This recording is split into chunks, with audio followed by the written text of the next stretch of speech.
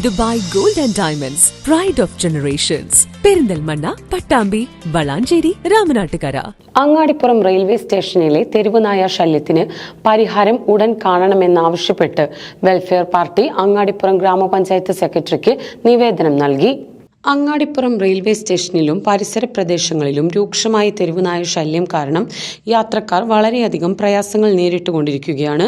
പുലർച്ചെ ധാരാളം ട്രെയിനുകൾ കടന്നു പോകുന്ന ഈ സ്റ്റേഷനിലേക്ക് പുലർച്ചെ എത്തുന്ന യാത്രക്കാരും രാജ്യറാണിക്ക് യാത്ര പോകാൻ കാത്തിരിക്കുന്നവരും തെരുവുനായ ശല്യം കാരണം പ്രയാസം നേരിട്ടുകൊണ്ടിരിക്കുകയാണ്.